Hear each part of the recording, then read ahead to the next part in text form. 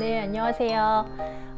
제가 아직은 목소리가 괜찮아서 그 영상 강의를 이렇게 얼굴을 보고서 하는 게 나을 것 같아가지고요. 원래 PPT 녹화를 할까 고민을 하다가 이렇게 강의하는 방식으로 진행을 하도록 하겠습니다. 네, 오늘의 주제는 네 번째 시간으로 성인의 이해와 관련된 주제를 살펴보도록 하겠습니다.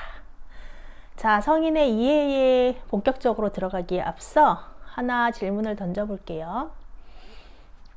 자, 성인이 지능이 있잖아요. 성인의 지능도 계속적으로 발달을 할까요? 어떻게 생각하시나요, 여러분?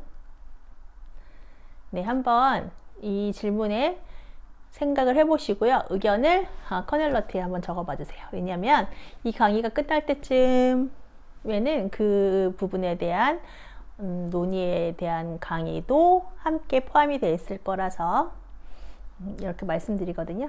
여러분 어떤 생각을 가지고 있는지 궁금해서 제가 질문 드리니까 한번 답을 달아보시면 좋겠습니다.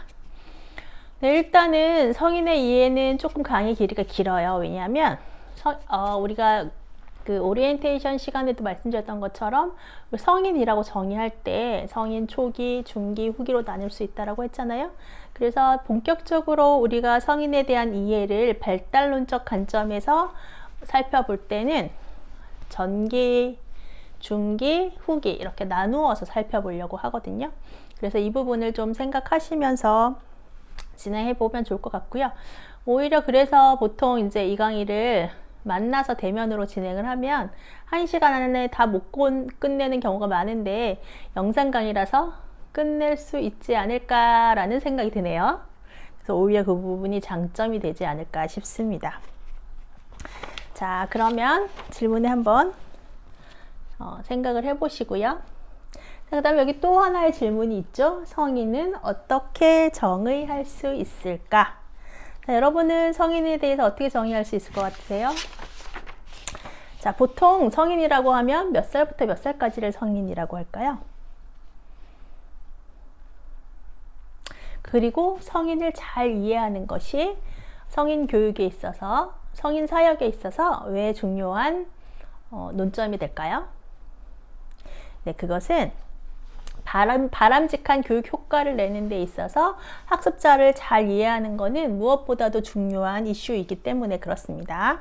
자, 그럼 성인은 누구일까? 라는 질문을 보면 보통 18세에서 20세부터 죽음에 이르기까지를 성인이라고 한다라고 정의합니다. 그런데 이 정의에서 조금 이상한 것은 보통은 몇 살부터 몇 살까지를 성인입니다 라고 하는데 지금 여기에서는 보면 18세에서 20세부터 죽음까지 라고 정의를 내리고 있죠. 왜 그럴까요? 네, 이게 성인 평생교육법 다르고 민법 다르고 그 다음에 보편적으로 정의하는 거에 다르고 이제 좀 다른 부분들이 있기 때문에 이렇게 포괄적으로 정의를 내리거든요. 먼저 민법상에서는 만 19세부터 하고요. 그리고 우리나라 투표권이나 이렇게 권리에 해당되는 건 또 만 18세부터 가능한 것들이 있고요. 이렇게 좀 달라요. 그래서 이제 보통은 18세 혹은 20세부터 죽음에 이르기까지를 성인으로 한다라고 이야기를 하고요.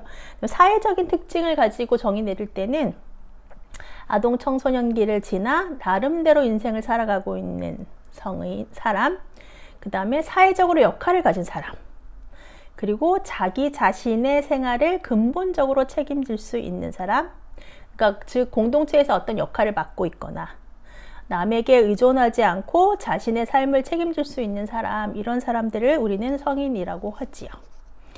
네, 평생교육적 과제로서의 성인은 보통 어떻게 정의를 내리냐면 일반 학교식 교육체제를 마친 사람, 그러니까 유치원, 초등학교, 중학교, 고등학교, 대학교 이 중학교까지 이 과정을 마친 사람을 이제 저희는 평생교육법에서는 성인이라고 합니다. 왜 대학은 포함하지 않을까요? 네, 대학은 일반적으로 필수 교육과정에 속했다고 보기보다는 선택교육과정에 속한 체제라고 보는 것이 훨씬 타당하겠지요. 네, 그래서 나는 먼저 사회로 진출해서 내 역할을 하겠다 하는 사람은 대학을 안 갈 수도 있고, 그 다음에 나는 어떤 공부를 더 많이 해서 어떤 길을 가고 싶다 하는 사람은 더 공부를 가기 때문에, 평생교육적 관점에서는 이런 고등학교까지의 학습 과정을 마친 사람을 우리는 성인이라고 합니다. 자, 그러면 우리가 이제부터 본격적으로 성인을 생물학적 특징 그리고 심리학적 특징으로 구분해 가지고 살펴볼 건데요. 이제 제가 PPT에 여러분들에게 보실 수 있도록 그 영상을 하나 올려놨어요. 이 영상은 우리가 발달이라는 용어를 사용할 때 어떤 기를 거친다 이렇게 이야기를 하잖아요. 이제 보통은 발달이라는 용어를 생각해 보면 유아기, 아동기, 청소년기에게 적당한 용어라고 이야기를 해요. 그렇지만 사실은 성인 교육적 관점에 보면 성인기에서 뭐 중년기, 노년기 이런 기에 해당하는 사람들도 각기 다른 특징을 가진다는 거죠. 그래서 이런 발달 과정에 포함할 수 있다라는 그 설명을 이제 어쩌다 어른이라는 프로에서 되게 재밌게 설명을 하고 있어서 제가 한번 올려놨거든요. 근데 지금 여기 화면에서는 소리가 안 날 거기 때문에 제가 실행은 안 하도록 하겠고요. 여러분들이 PPT를 넘겨보면서 한번 보면은 좋을 것 같습니다.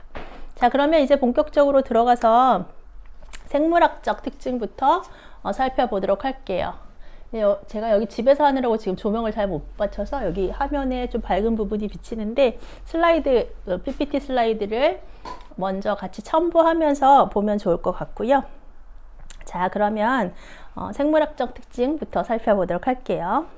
자, 생물학적 특징은 그 성인의 관점에서는 쇠퇴하는 현상을 중심으로 살펴보는 그런 특징이 있어요.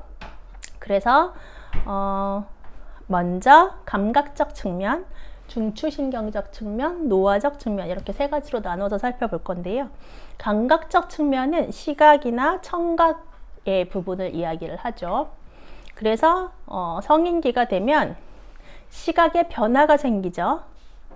그래서 40, 50대 사이가 되면 이제 그 시각이 잘 보이지 않는 노안 현상이 나타나고요. 또 청각이 쇠퇴하기 시작합니다. 네, 눈이 잘 안 보이고 또 청각적인 반응이 늦게 나타난다는 것은 무엇을 의미하냐면 의사소통에 장애를 가져온다라는 거예요. 뭐 이제 특히 여러분들 할아버지 할머니랑 이야기할 때 자기가 뭐 어떻게 해주세요, 뭐 어때요 이렇게 얘기를 했는데 할아버지 할머니가 잘 안 들리니까 뭐라고 이렇게 하면 또 한번 설명을 해요. 이렇게 됐다고요. 그런데 또 할머니 할아버지가 뭐라고 이렇게 얘기하면 또 친절하게 대답하기가 참 쉽지 않죠. 답답하게 느껴지잖아요. 그래서 의사를 거부하게 되는 현상이 나타나죠. 네, 그래서 의사소통에 장애를 가져올 수밖에 없는 그런 특징이 있고요. 다음에 중추신경적인 특징은 반응 시간을 지체시킵니다. 이제 이 성인기가 되면 점차적으로 신체 각 감각기관의 기능들이 감소하기 시작하죠. 네, 그런 특징이 있고요. 반응이 늘어진다는 거예요. 그래서 그 다음에 세 번째 노화적 측면이 있는데요. 네, 전반적으로 신체 능력이 감소하죠. 그래서 학습 동기의 감소 요인으로 작동을 합니다. 그리고 이제 성인기가 되면 만성질환에 시달리게 됩니다. 보통 70세 이상인 우리나라의 75에서 86% 정도는 심장병이나 뇌손상 장애를 가지고 있다고 해요. 그래서 이러한 특징들이 기억력이나 사고력에 영향을 주기 때문에 이 모든 이런 감각, 중추신경적, 노화적 이런 원인들이 학습 동기의 감소 요인이 된다는 거예요. 그래서 이런 생물학적 특징이 있고요. 그 다음에 두 번째로는 심리학적 특징을 살펴볼 건데요. 심리학적 특징은 세 가지로 나눠서 살펴볼 거예요. 인성발달적인 측면, 지능발달적인 측면, 인지발달 측면. 이렇게 세 가지로 나눠서 살펴볼 건데요. 네. 자, 그래서 이 심리학적 특징은 성인 교육과 관련해서 성인이 환경과의 상호작용에서 어떻게 발달을 이루는가에 초점을 맞춰서 이 세 가지 측면으로 살펴보는 거예요. 그래서 먼저 인성 발달은 인간의 내적 자아가 어떻게 발달하는지, 그 다음에 연령에 적합한 활동 프로그램을 어떻게 계획해야 되는지, 이런 측면으로 살펴보는 거고요. 지능 발달이라고 하는 것은 먼저 우리가 지능이라고 하는 것의 정의부터 살펴봐야 되는데요. 보통 우리가 지능 발달이라고 하면 인지적인 기능을 말해요. 자, 인지적인 것. 그래서 보통 여러분들이 아마 학교 다닐 때 지능 검사를 받아봤을 텐데요. 지금은 조금 지능 검사가 달라졌죠. 예전에는 비네가 했던 지능 검사를 주로 했었는데 요즘은 웩슬러 지능 검사라고 해서 정신 능력을 조금 더 보편적으로 판단해보고 통합적으로 판단해보려고 하는 시도들이 이루어지고 있습니다. 어쨌든 이런 지능 발달은 세 가지 측면에서 볼 수가 있는데, 고전적인 측면, 그 다음에 성인기와 관련된 측면, 그 다음에 반대적인 측면, 이렇게 세 가지 측면을 볼 수가 있는데요. 그거는 좀 다음 페이지에 가서 조금 더 구체적으로 살펴볼 건데, 보통 고전적인 측면, 이제 웩슬러 지능 검사나 비네의 지능 검사나 이런 지능 검사에 보면 이런 정신 능력은 연령과 더불어서 감소하는 특징이 있다라고 이제 볼 수가 있고요. 그와 반대돼서 어떤 면에서는 오히려 지능 발달이 증가한다라고 보는 측면이 있습니다. 그리고 그렇게 크게 특별히 차이가 없이 어느 기까지 발달한 인지 그런 어떤 지능은 성인기까지 쭉 그냥 안정적으로 간다, 이렇게 보는 세 가지 의견이 있거든요. 이 세 가지 의견이 있다는 걸 보고요. 다음 페이지에서 조금 더 구체적으로 특별히 어떤 면에서는 증가한다라고 했던 이론, 아마 여러분들이 생각하지 못했던 부분일 텐데요. 그 부분을 조금 중점적으로 다음 슬라이드에서 다뤄보려고 합니다. 그 다음에 인지 발달은 기억 능력을 초점을 두고 이제 살펴보는 건데요. 우리가 보통 인지 발달하면 감각적 기억, 단기 기억, 장기 기억으로 세 가지로 나누어서 살펴보는데, 감각적 기억, 단기 기억, 장기 기억, 이것이 노년기에는 어떻게 나타날 것인가 라는 측면을 보는 거예요. 자, 그래서 기억과 관련돼서 보통 그 세 가지 정도로 결론을 내는데요. 첫 번째는 새로운 자료들을 조직하는 것. 이런 조직하는 능력은 나이 먹은 성인으로 갈수록 덜 효과적이다 라는 것. 그 다음에 두 번째는 하지만 먼 과거에 대한 기억은 명확하고 최근 사건에 대한 기억은 점점 어려워진다는 거죠. 그러니까 오히려 장기 기억적으로는 긍정적이고 단기 기억적으로는 조금 부정적인 그런 측면이 있다라는 그런 부분이 있고요. 그 다음에 세 번째는 낮은 수준에서 느린 속도로 정보를 처리하지만 더 많은 양의 정보를 처리할 수 있다. 대체적으로 인지 발달의 세 가지 측면에서는 성인학습자에 대한 이해를 이렇게 하고 있는 부분을 볼 수가 있습니다. 우리가 앞에서 얘기한 그 지능 발달에 대해서 조금 더 구체적으로 살펴보면, 카텔이라고 하는 학자는 인간의 지능을 유동성 지능과 결정성 지능으로 나눠서 생각해 볼 수 있다고 했거든요. 그리고 이 유동성 지능과 결정성 지능이 점점 쇠퇴하는 게 있고 점점 성장하는 게 있다라고 이야기를 했어요. 그래서 보편적으로 성인기는 모든 지능이 발달이 하락하거나 멈추는 게 아니라 어떤 지능은 더 발달할 수 있다라고 본 거거든요. 그러면 도대체 유동성 지능은 뭐고 결정적 지능은 뭐길래 이런 차이를 가져오는지 다음 슬라이드에서 살펴보도록 하겠습니다. 자, 먼저 유동성 지능은 생물학적 변화에 영향을 받는 지능으로, 우리가 보편적으로 지능 검사를 할 때 수리 능력, 공간 지각 능력, 그 다음에 정보 처리 능력 등을 테스트 받지요.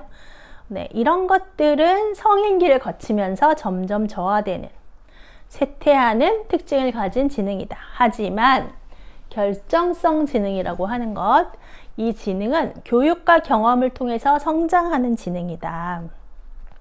언어 능력이라든가 문제 해결 능력이라든가 판단력이라든가 이런 능력은 경험을 통해서 획득되는 능력이기 때문에 성인기에도 거의 동일한 수준으로 유지되거나 혹은 더 많은 경험을 하고 더 많은 어떤 그 관계를 갖고 이러면서 노력에 의해서 더 많이 성장하고 향상될 수 있는 특징을 가진다라고 보았습니다.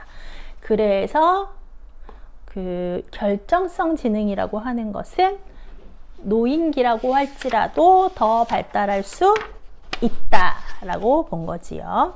자, 그럼 이상과 같이에서 살펴본 것을 근거로 해서 학습자로서의 성인의 특징을 보면 네, 9가지로 정의할 수 있습니다. 첫 번째, 선택적 학습 상황. 두 번째, 다양한 생활 경험. 세 번째, 구체적이고 직접적인 목표. 네 번째, 자기주도 학습. 그 다음에 5가 없네요. 그렇죠. 다섯 번째, 독특한 신체 요건. 여섯 번째, 확고한 가치 견해. 일곱 번째, 긍정적 자아 개념. 이게 숫자를 잘못한 것 같거든요. 이렇게 이제 특징으로 나누어서 7가지로 살펴볼 수 있다라고 이야기했거든요. 자, 선택적 학습 상황은 뭐냐면, 내가 배우고 싶은 게 있어. 구체적인 목표도 있고, 욕구가 있어. 그래서, 나는 공부를 할 거야. 라고 성인 학습자가 선택할 수 있다는 거예요. 나는 뭐 그냥 이대로가 좋아. 난 별로 공부할 필요성을 못 느껴 하면 선택해서 공부를 안 할 수가 있죠. 하지만 초등학생, 중학생, 고등학생은 선택적으로 학습을 할 건지 말 건지 결정을 할 수 있나요? 네, 보통 그런 경우는 없죠. 왜냐하면 그 시기는 학습이 꼭 필요한 시기이기 때문에 그렇죠.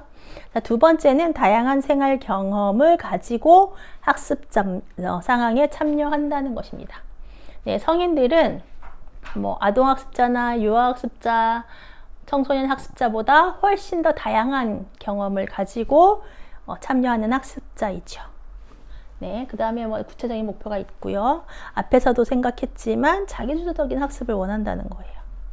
하지만 이 자기주도적인 학습을 원하긴 하지만 또 이것에 대한 두려움과 불편함을 느껴서 의존적인 행동을 취하는 성인 학습자도 기질이나 이런 거에 따라 있을 수 있다라는 거고요. 그 다음에 이제 독특한 신체 요건이라고 하는 거 어떻게 보면 되게 슬픈 건데요. 그런 거죠. 아까 신체적 발달해서 살펴본 것처럼 시각이라든가 청각이라든가 이런 게 기능이 저하됨에 따라서 더 밝은 불빛을 필요로 한 거, 뭐 이제 의자도 이렇게 허리가 아픈 경우나 이런 거기 때문에 조금 더 편안한 의자가 필요하고, 이런 슬라이드를 만들 때도 큰 글씨로 만들어야 되고, 이런 부분들. 그 다음에 이제 확고한 가치 및 견해를 가지는 경우가 많죠. 어떻게 보면 사고의 유연성이 굳어 있기 때문에 어른들을 설득하는 데에 여러분들도 아마 해봤을 텐데 어려움이 있어요. 그렇지만 촉진자의 역할을 할 수도 있다는 거. 그 다음에 마지막이 긍정적 자아 개념인데요. 네, 여러분들이 성인 학습자에 대해서 훌륭한 학습자다. 그리고 성인 긍정적인 자아 개념을 가지고 있다라고 생각하는 것은 학습의 동기라든가 의욕이나 이런 것들을 모두 높일 수 있기 때문에 성인 학습자를 가르치는 교수자는 반드시 성인 학습자는 훌륭한 학습자라고 하는 긍정적 자아 개념을 가져야 되고요. 그리고 학습자에게도 그런 긍정적 자아 개념을 가지도록 도와주도록 역할을 해야 된다라는 사실입니다. 네. 자, 그러면 이제부터 시기별로 구체적으로 좀 살펴보도록 할게요. 네, 여기서 잠시 쉬었다가 한번 보는 것도 좋을 것 같습니다.